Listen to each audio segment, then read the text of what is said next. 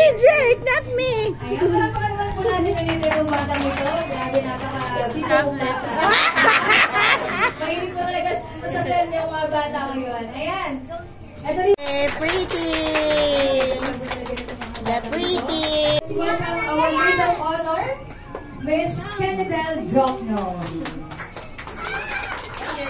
Also welcome the parents of our bride, Mrs. Elizabeth Jokno and Mr. Eliberto Jokno. Palakpakan naman din po. Yeah. For the proxy of our father, let us also welcome Mr. Ernel Jokno to be the father of our bride for the night.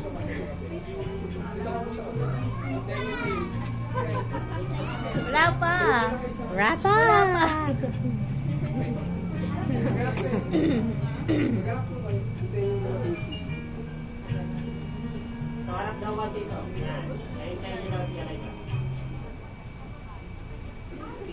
And syempre, siya yung pinakamagandang babae ngayon sa araw na ito. Alam naman natin ngayon. At pwede po bang mahilingan ko po ang lahat na tayo po tumayo.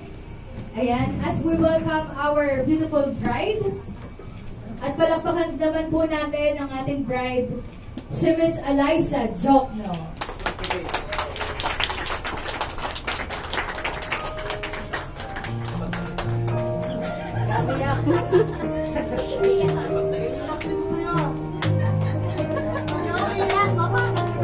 Ay, papangit ka. Pangit na pangit.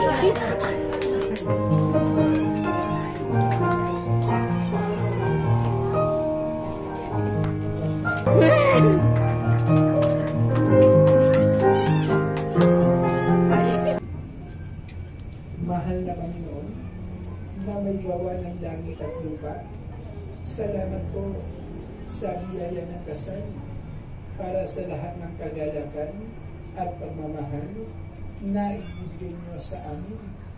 Nagpapasalamat po kami para kay Ate at Eliza.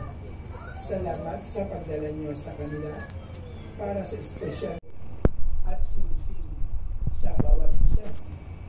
At mula sa araw na ito, ay magkasama nilang maharapin ang buhay na nakatalaga para sa kanila.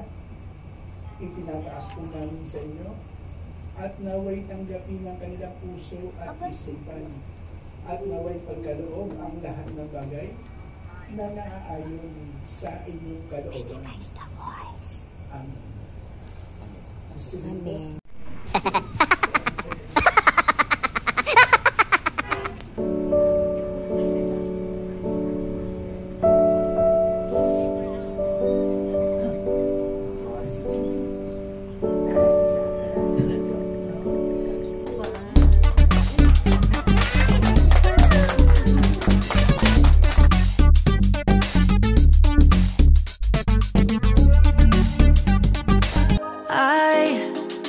I can hardly stand it.